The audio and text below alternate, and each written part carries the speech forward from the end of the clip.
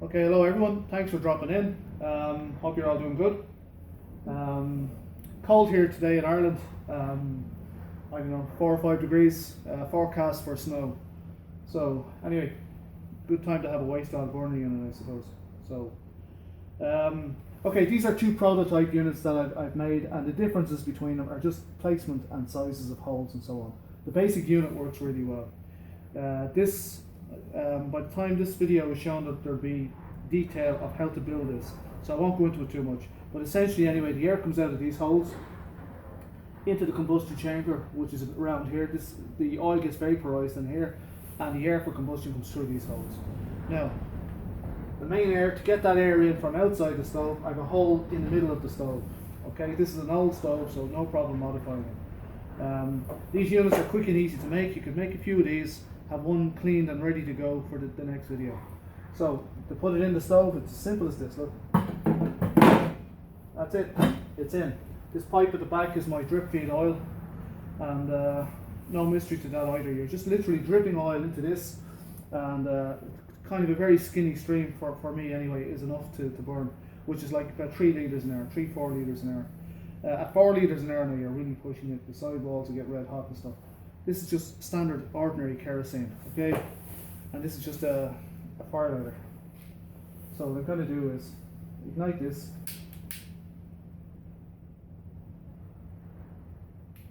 Okay, get it going. And give it some kerosene. Okay? Now I didn't give it an awful lot of kerosene, maybe a quarter of a cup. 50 milliliters, something like that. Okay, so it's going now, right? And when I close this door, you can hear the difference in the air, because it has to get its air in for combustion. So the reason for the brake disc is the brake disc is going to go in on top of this guy, and that's just to absorb some of the heat, get red hot, and help with the flame. This thing is off the minion stove project that I'm still working on, but this is the door part of it. Anyway, for today, it's going in there, and that's just to keep some of the smoke and the flame away from the glass on the door, if I can, because when this starts off, it's into the smoky. Now listen to it. Hear it? That's because it's getting its air under pressure. I'm going to add some oil now.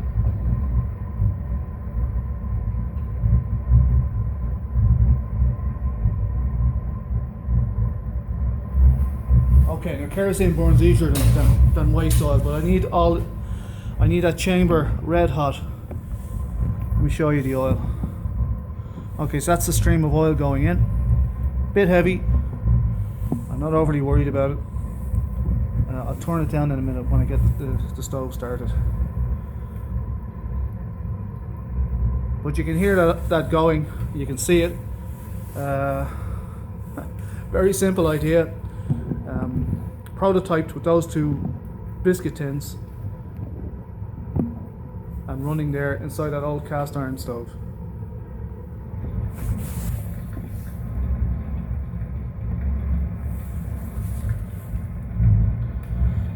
Okay, so I'm overdriving the stove a little bit, okay, and I just want to see it go really. This is experimentation time.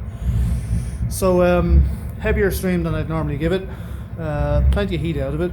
And it's been burning for, I don't know, maybe 10 minutes at the moment. And you can see it's camera doesn't really pick it up as good as it looks. This is degrees Fahrenheit. I've got 300 on the surface.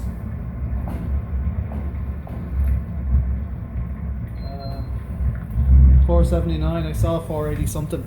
Now that's Fahrenheit, okay? Now I can get this going an awful lot harder, but what I'm looking to do is to get the hole sizes just right. And now we've 20 mile an hour winds here. It was quite windy. And I'm going to show you the smoke situation now. So now the glass is getting kind of smoked up because the flames are actually licking the glass. If you had an ordinary stove in a house or whatever, that would happen anyway if the flames are on the glass. I could direct them away, and I probably will, but at the moment it's hot and I can't do much with it. but it's burning really, really well. I have the little bottom vents on the stove, manufactured into the stove. I have them open for a little bit of additional air, and I could actually open the top one. Okay, so that's the effect external air is having on the stove. Just watch that for a minute. I'm interested to see how this goes myself. Now you can see that the flame being bounced around all over the place. That's because I have 20, 25, I don't know, we'll go outside and see, but I'm sure it was forecast for about 20 miles an hour. Okay, so let's have a look.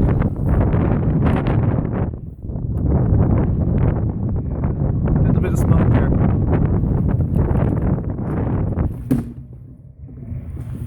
Okay, not much.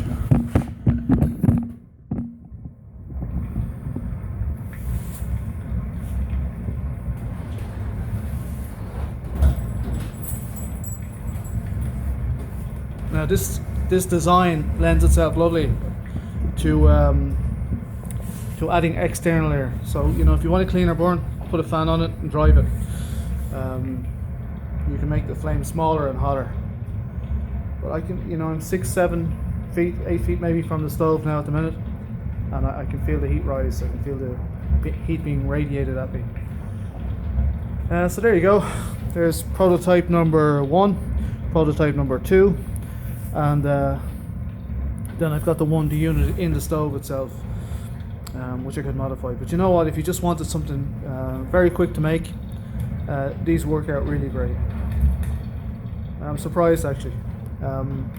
So after about 20 minutes, I think the stove reaches its maximum heat for whatever given volume. This stove in particular anyway, it's a cast iron stove. It's slow to heat up, and it radiates its heat a long time after it goes out. So if you were using a propane tank instead of this, you know, propane tank conversion, you would certainly get your heat out of it quicker. It would cool down quicker also. But it's going really well. So just a couple of things now. I've got a 4-meter flue on this, which is generating the draw. If you only have something fairly short, like, you know, no flue or a meter or whatever, it's not really going to work. You're going to need something to generate the suction to mix the gases. Okay, and even at 4 meters now, I'm still getting some smoke on the glass and so on.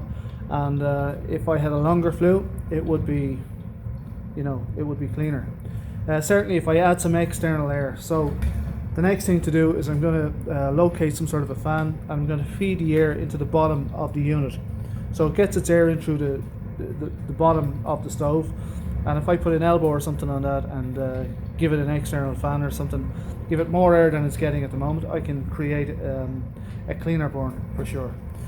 So that's the plan, and I'll do that now. Well, I'll do it a bit later maybe, and I'll post that particular video sometime this week.